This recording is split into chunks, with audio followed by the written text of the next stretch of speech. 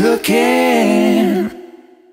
Salut tout le monde, on se retrouve aujourd'hui pour une nouvelle recette de cuisine en vidéo. Alors aujourd'hui on va travailler le potiron et on va en faire un beignet. On va faire des beignets salés de potiron. Vous allez voir avec une petite garniture aromatique, quelque chose de très simple, de très sympa. Donc on pourra relever plus ou moins suivant votre goût. Regardez bien la vidéo jusqu'à la fin parce que moi j'y mets une petite touche personnelle que j'adore, qui viennent de mes racines italiennes également. Et ça devrait vous plaire parce que ça match à fond avec ce beignet. Bienvenue dans ma cuisine, c'est parti pour la recette. Alors les ingrédients pour nos beignets de potiron salé, on va avoir besoin bien sûr de potiron, on va avoir besoin de persil, de farine, également d'un petit peu de piment d'Espelette, un petit peu de muscade en poudre, donc ça c'est une noix de muscade que j'ai râpée. On aura besoin d'un peu de capre, on aura besoin d'un petit peu de thym, un petit peu de romarin pour apporter un petit peu de saveur du sud dans ce beignet.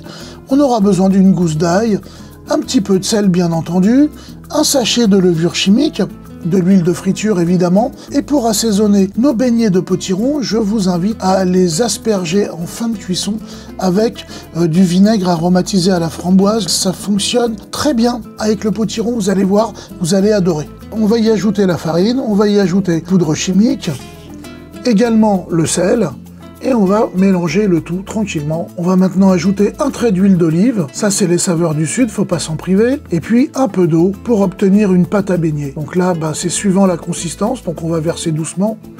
Et puis quand on obtiendra la consistance adéquate, donc là en gros, pour avoir cette consistance-là, on a utilisé 10 centilitres d'eau. On rajoute du poivre, ça c'est suivant votre convenance. Moi j'aime bien quand c'est relevé. Et puis on va ajouter encore 2-3 petites choses, comme par exemple le piment d'Espelette, hop, et un petit peu de noix de muscade. Et là on va avoir une pâte à beignet qui va être juste super savoureuse. Donc on mélange bien et on va la réserver pour la suite des opérations. Alors on va s'occuper maintenant de la garniture aromatique. On prend l'ail, on le coupe en petits morceaux, le plus fin possible. Eh bien on va l'écraser pour en obtenir une purée. Alors vous voyez, on va ajouter un petit peu de sel. Le sel a pour but en fait d'agir comme un abrasif. Du coup, quand on va passer le plat du couteau avec, ça va accrocher et ça va écraser l'ail correctement. Donc votre couteau va pas riper dessus en fait. On va faire la même chose avec les capres. Alors les capres, on va pas les écraser, c'est pas la peine, mais on va les couper en petits morceaux.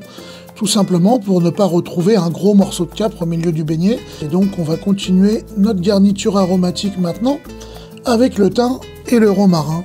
Voilà, là on est pas mal. Donc maintenant, c'est très simple, on va ajouter le tout à notre appareil à beignet comme on a fait tout à l'heure. Et on va encore apporter quelques belles saveurs. Allez, on va s'occuper maintenant du potiron. Donc on va prendre la râpe avec le côté des gros trous. Et puis on va râper tout simplement le potiron cru dans notre appareil à beignet. Donc là encore, simplissime. Alors faites attention à vos doigts quand vous utilisez la râpe à gros trous parce que elle ne fera pas de différence entre le potiron et le bout de votre doigt. Ceux qui l'ont déjà expérimenté le savent et les autres n'ont pas envie de le savoir. Allez, vous voyez, tout est prêt. On va incorporer le potiron dans l'appareil à beignet. Donc on mélange bien. On essaye d'obtenir quelque chose d'homogène. Là, moi, ça me fait déjà super envie quand je vois ça, ces couleurs, l'odeur. On est pile poil dans quelque chose qui va me faire saliver tout de suite. Allez, on va couvrir d'un linge propre notre appareil à beignet et puis on va le laisser se reposer une petite heure. Voilà, notre appareil à potiron est prêt, il s'est bien reposé. Il ne nous reste plus en fait qu'à incorporer notre persil qu'on avait depuis le début mis de côté. Donc on le coupe sommairement et puis on va l'incorporer à l'appareil. Donc là, on arrive, j'ai envie de dire, pratiquement à la fin de la recette, puisque une fois que ce persil sera incorporé dans notre recette, il ne nous restera plus qu'à cuire nos beignets de potiron. J'ai mis une poêle sur le feu avec de l'huile à chauffer, j'ai préparé des petits cercles, alors je vais leur mettre un petit coup d'agent de graissage.